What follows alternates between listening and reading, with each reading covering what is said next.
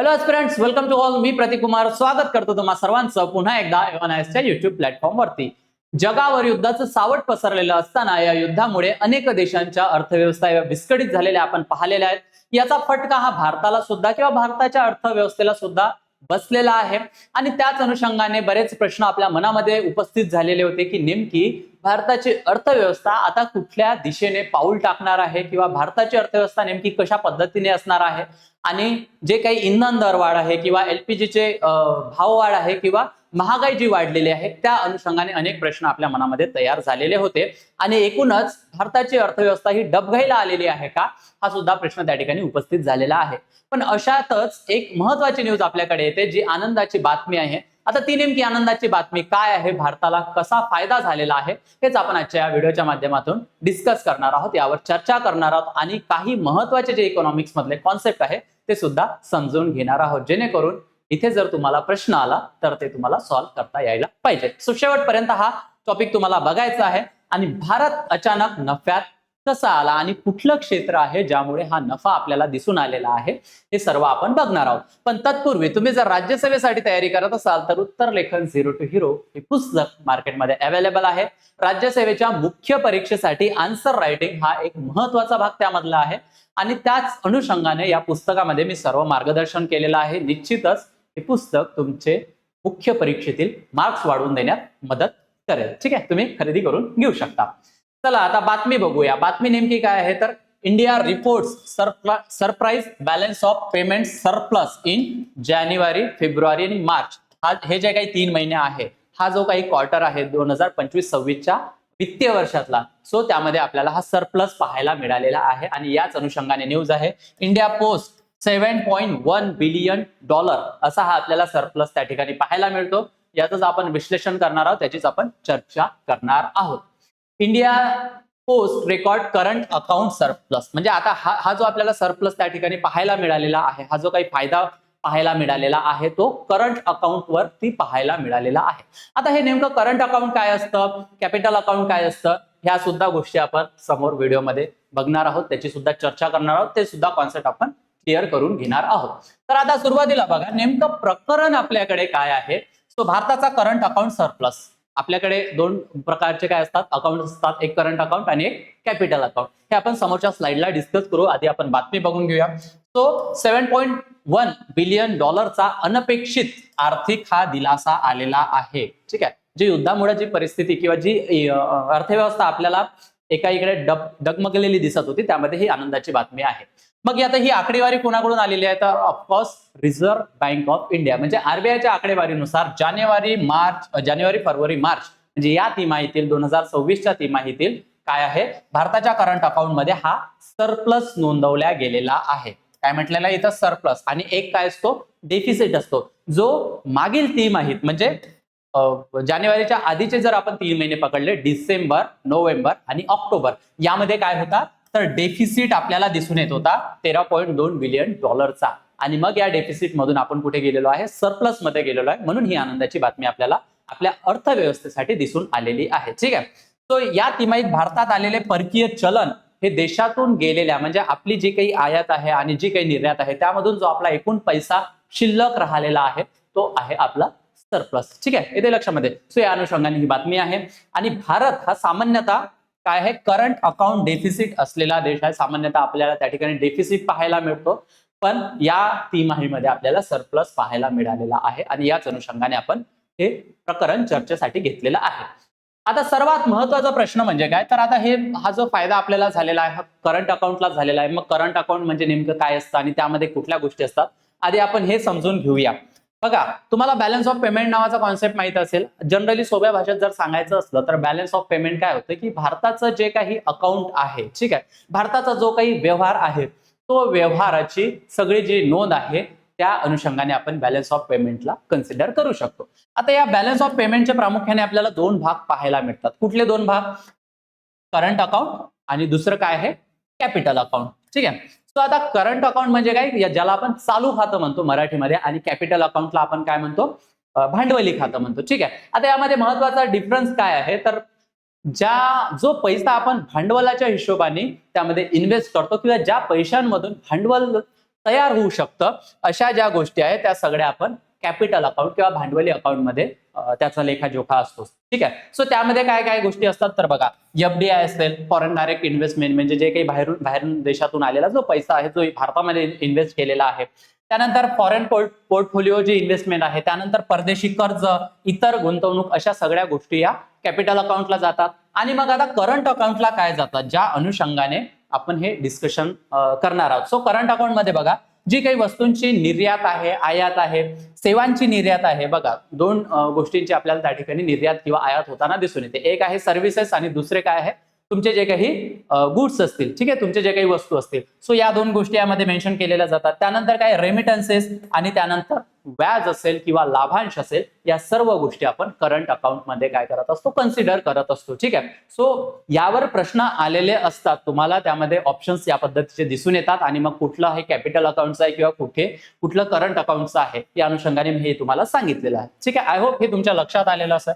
आता हे जे करंट अकाउंट आहे, यावरच काय झालेला आहे, आपल्याला फायदा झालेला आहे किंवा आपल्याला नफा त्या ठिकाणी झालेला आहे.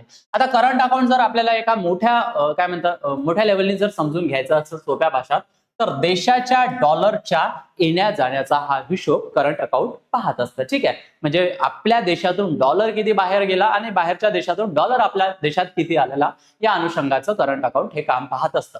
आता बघा, दुसरा महत्वाचा प्रश्न काय, तर भारतात डॉलर कसं येतात, किंवा आणि दुसरा महत्वाचा प्रश्न काय आहे की भारतातून डॉलर कसा जातो.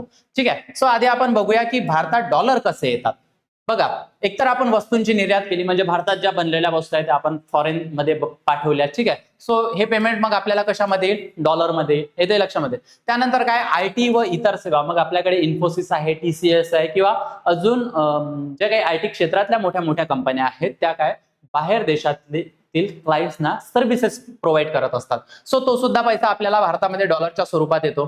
त्यानंतर परदेशातील भारतीयांनी पाठवलेले पैसे, म्हणजे काय, ज्याला आपण रेमिटन्स म्हणतो, म्हणजे बाहेर देशात जाऊन ते व्यक्ती काम करत आहे, नोकरी करत आहे, आणि त्या ठिकाणून ते पैसा आपल्या भारतात किंवा आपल्या फॅमिलीला पाठवत आहे, त्याला आपण काय म्हणतो, रेमिटन्सेस. सो हा सुद्धा आपल्याला डॉलर स्वरूपात त्या ठिकाणी दिसून येते, लक्षामध्ये. सो या अनुषंगाने भारतात मग आपल्याला डॉलर पाहायला मिळतो, किंवा बाहेर देशातून डॉलर आपल्या भारतामध्ये येतो. ठीक आहे. हा पहिला भाग. आता दुसरा भाग काय, तर भारतातून डॉलर जाते कसे, म्हणजे बाहेर कसा जातो हा आणलेला डॉलर. तर बघा, एक तर सर्वात महत्वाचं जे आपण तेल आयात करतो, जसं मी तुम्हाला नेहमीच सांगत आलेलो आहे की 80 ते 85% आसपास एकूण क्रूड ऑइलची आपल्याला आयात करावी लागत असते. म्हणजे भारतात आपल्याला तेलाचे साठे हे खूप कमी पाहायला, म्हणजे नेग्लिजिबल लेवलला पाहायला मिळतात. सो मग हे जेव्हा आपण तेल आयात करतो, याची पेमेंट आपल्याला कशा स्वरूपात करावा लागतं, डॉलर स्वरूपात करावं लागतं, आणि मग हा डॉलर आपल्या देशातून बाहेर जातो. त्यानंतर आपण जे सोने आयात करतो, त्यासाठी सुद्धा आपल्याला डॉलरच्या स्वरूपात पेमेंट करावं लागतं. सो अगेन डॉलर बाहेर गेला. त्यानंतर काही इलेक्ट्रॉनिक्स आयात असेल, इलेक्ट्रॉनिक्स मधल्या ज्या काही गोष्टी आहेत त्या जर आपण आयात करत असेल, आणि परदेशी कंपन्यांना जे काही देयके आहे, जे काही त्यांना पेमेंट आपल्याला करावं लागतं, हे सर्व आपल्याला डॉलरमध्ये करावं लागतं, आणि या माध्यमातून मग भारतात जो आलेला डॉलर आहे तो बाहेर जातो. ठीक आहे. तो यामुळे मग काय होतं की हा जो डॉलरचा येण्या जाण्याचा हिशोब आहे, जो मी तुम्हाला सांगितला, हेच आपलं काय असतं, करंट अकाउंट असतं. आय होप की हा कॉन्सेप्ट तुमच्या लक्षात आलेला असेल. ठीक आहे. आता पुढे बघा, भारताला सरप्लस हा कसा मिळाला, जो करंट अकाउंट मी तुम्हाला या ठिकाणी सांगितलेला आहे, त्या करंट अकाउंट मध्ये फायदा कसा झालेला आहे, आणि कुठून आपल्याला हा काय म्हणता येईल, सरप्लस मिळालेला आहे. तर याचे प्रामुख्याने आपल्याला दोन मोठे आधारस्तंभ दिसून येतात. म्हणजे हे कुठले दोन क्षेत्र आहेत ज्यांनी भारताच्या इकॉनॉमीला मजबूती दिलेली आहे.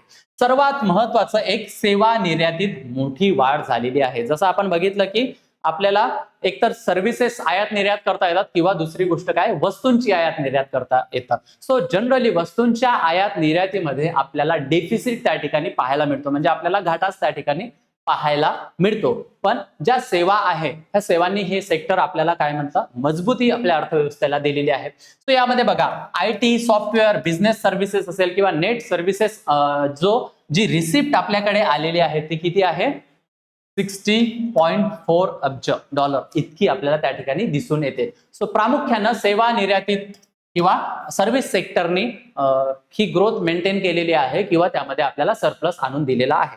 दुसरं सर्वात महत्वाचं काय आहे तर विक्रमी रेमिटन्सेस. जसं मी तुम्हाला रेमिटन्सेस सांगितलं की बाहेर देशात जे काम करणारे आहेत त्यांनी जो पैसा पाठवलेला आहे सो त्यांच्यामुळे आपल्याला हा सरप्लस पाहायला मिळालेला आहे. सो परदेशातील भारतीयांकडून पर्सनल जे ट्रान्सफर झालेले आहे ते आपल्याला जवळपास 43.5 अब्ज डॉलर इतके दिसून आलेले आहे. सो प्रामुख्याने या दोन क्षेत्रांनी किंवा या दोन गोष्टींनी हा सरप्लस आपल्याला दाखवून दिलेला आहे आणि म्हणूनच यामुळे भारताचा फायदा अचानकपणे आपल्याला झालेला दिसतो. ठीक आहे. आता बघा हा सरप्लस मुख्यतः सेवा क्षेत्रामुळे मिळालेला आहे. सो अगेन सर्व्हिस सेक्टर एक महत्वाचा रोल आपल्याला त्या ठिकाणी पाहायला मिळतो आणि एकीकडे ज्या बातम्या येत होत्या आपल्याकडे की AI वगैरे आलेला आहे त्यामुळे जे IT क्षेत्रातील जे लोक आहेत किंवा जे काही काय म्हणतात एम्प्लॉई आहे त्यांना कामावरून काढून टाकण्यात येईल आणि मग IT सेक्टर बुडणार की काय किंवा अजून काय होणार.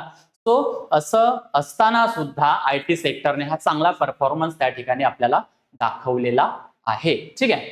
आता पुढे बघा अर्थव्यवस्थेसाठी याचा अर्थ काय आहे म्हणजे कुठल्या दिशेने आपल्याला हा विचार करता येईल तर निश्चितच भारतासाठी हा एक सकारात्मक बाजू आहे किंवा सकारात्मक संकेत त्या ठिकाणी दिसून येत आहे. आता याचे फायदे काय जेव्हा हा आपल्याला सरप्लस आपल्याला त्या ठिकाणी दिसून येतो सो याचा अर्थ काय तर रुपयावरील दबाव कमी होऊ शकतो. का कारण आपल्याकडे डॉलर आलेला आहे. ठीक आहे. सो डॉलर हा आपल्याला अधिक मजबूती देतो आणि त्यामुळे काय भारताकडे डॉलर असल्यामुळे रुपया मजबूत होऊ शकतो. ठीक आहे. दुसरं काय परकीय चलन साठा मजबूत होण्यास म्हणजे जितका जास्त आपल्याकडे परकीय चलन साठा राहील तेवढा देश किंवा देशाची अर्थव्यवस्था आपल्याकडे मजबूत राहताना दिसून येईल. त्यानंतर IT क्षेत्राची जी जागतिक ताकद आहे ती दिसून आलेली आहे म्हणजे भारताचा IT सेक्टर एका चांगल्या पद्धतीनं काम करत आहे आणि अर्थव्यवस्थेसाठी त्याचा फायदा होत आहे. सो हे सुद्धा त्यांनी ग्लोबल लेवलला दाखवून दिलेला आहे. त्यानंतर भारतीय प्रवासी कामगारांचे योगदान अधोरेखित झालेले आहे म्हणजे बाहेर देशात जाऊन जे कामगार जे एम्प्लॉई लोक आहेत जे तिथे नोकरी करत आहे आणि ते आपला पैसा भारतात पाठवत आहे सो त्यांचे सुद्धा आपण आभार मानायला पाहिजे. त्यांनी आपल्या अर्थव्यवस्थेला थोडीशी का होईना मजबूती दिलेली आहे. आता बघा या जरी सर्व गोष्टी आपल्यासाठी पॉझिटिव्ह असल्या तरी एक मोठी समस्या अजूनही आपल्यासाठी कायम आहे. आता त्या समस्या काय आहेत तर मर्चंडाइज ट्रेड डिफिसिट. आता हे काय आहे भारत अजूनही आयातीवर मोठ्या प्रमाणात अवलंबून आहे. जसं की आपल्याला क्रूड ऑइल किंवा कच्चं तेल जे आपल्याला आयात करावं लागतं यामध्ये आपल्याला खूप मोठ्या प्रमाणात हा डॉलर खर्च करावा लागतो. सो हे अजूनही आपल्याकडे एक मोठं संकट आहे. फिस्कल इयर 2026 मध्ये भारताने सुमारे 135 अब्जांचे काय 135 अब्ज डॉलरचे कच्चे तेल आयात केलेला आहे. तो मग आपण सर्व्हिस सेक्टर मधून जो काही सरप्लस त्या ठिकाणी मिळवलेला होता. ठीक आहे. काय मिळवलेला होता सरप्लस मिळवलेला होता मग तो सरप्लस आपल्याला या कच्चं तेल आयात करण्यामध्ये खर्च होऊन जाईल. येते लक्षामध्ये. सो हा अजून एक महत्वाचा कन्सर्न आहे. त्यानंतर इलेक्ट्रॉनिक्स हे भारताच्या सर्वात मोठ्या आयात गटांपैकी एक आहे. ठीक आहे. सो मेड इन इंडिया याला सुद्धा आपण प्राधान्य देणार.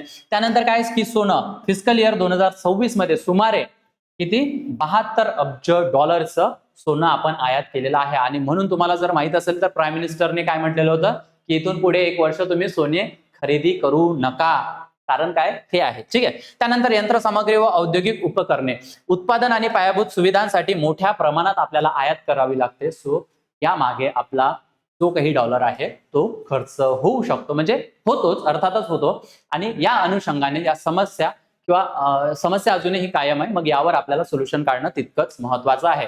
फिस्कल इयर 2026 मध्ये जर आपण बघितलं तर वस्तूंची जी निर्यात आहे ती किती आहे 441.8 अब्ज डॉलर आणि वस्तूची जी आयात आहे ती किती आहे 775 अब्ज डॉलर. ठीक आहे. सो बघा यामध्ये तुमच्या लक्षात येत असेल की आपण आयातीचा आकडा आणि निर्यातीचा आकडा यामध्ये किती मोठ्या प्रमाणात तफावत दिसून येते. ठीक आहे. सो हा जो मग आपल्याला डेफिसिट या ठिकाणी पाहायला मिळतो हा आहे 333 अब्ज डॉलर इतक्या मोठ्या प्रमाणात. सो हे जर कमी झालं तर मग निश्चितच अर्थव्यवस्थेला त्या ठिकाणी आपल्याला काय सावरण्याचा काय मिळणार संधी मिळणार आहे. आय होप हा टॉपिक तुमच्या लक्षात आलेला असेल. तुम्हाला कसा वाटला मला सांगा आणि तुमचं यावर मत काय आहे व्हॉट डू यू थिंक हे तुम्ही मला कॉमेंट सेक्शन मध्ये सांगू शकता. तुमच्यासाठी एक प्रश्न ठेवलेला आहे परदेशात कार्यरत भारतीयांनी भारतात पाठवलेल्या पैशांना काय म्हणतात. आय होप तुम्हाला याचं उत्तर निश्चितच येणार आहे. तुम्ही कॉमेंट सेक्शन मध्ये मला याचं उत्तर द्या आणि तुम्ही जर राज्यसभेसाठी तयारी करत असाल तर समर्पण नावाची बॅच आम्ही लॉन्च केलेली आहे जी लाईव्ह प्लस रेकॉर्डेड स्वरूपाची बॅच असणार आहे. अगदी माफक दरात 29,999 रुपये मध्ये तुम्हाला ही बॅच अवेलेबल असणार आहे, ज्यामध्ये प्रिलिम्स प्लस मेन्स सर्वात महत्वाचं लाईफ टाइम व्हॅलिडिटी या बॅचची असणार आहे. Basic to advance NCERT coverage, answer writing practice, P Y Q analysis, study notes, test series plus 1-to-1 mentorship सुद्धा या बॅच मध्ये तुम्हाला अवेलेबल असणार आहे. तुम्हाला काय करायचं आहे, माझा कुपन कोड यूज करायचा आहे प्रतीक सर म्हणून, आणि या बॅचवर भरघोस डिस्काउंट मिळवायचा आहे. सोबत मी माझा नंबर तुमच्याशी शेअर करत आहे. तुम्हाला जर काही क्वेरीज असेल, तुम्हाला काही अडचणी असतील, तुम्हाला काही गायडन्स हवं असेल, निसंकोचपणे माझ्याशी कॉन्टॅक्ट करू शकता. A1ISचं ऍप्लिकेशन डाउनलोड करायला विसरायचं नाही आहे, जे ऍप स्टोर आणि गुगल प्ले स्टोरला अवेलेबल आहे, ज्यामध्ये high notes, NCERT, state books, current affairs, mind map, syllabus, quiz, अजून बऱ्याच गोष्टी. हा QR कोड स्कॅन करायचा आहे आणि A1ISच्या टेलिग्राम चॅनलला जॉईन करायचं आहे. अधिक माहितीसाठी मी तुम्हाला ऑफिशियल नंबर आणि वेबसाईट देत आहे, निश्चितच तुम्ही तिथे जाऊन व्हिजिट करू शकता. आय होप हा टॉपिक तुम्हाला आवडला असेल. तुम्हाला कसा आवडला मला कॉमेंट सेक्शन मध्ये सांगा. सध्या इथेच थांबूया, पुन्हा भेटूया एका नवीन टॉपिक सोबत लवकरच. थँक्यू.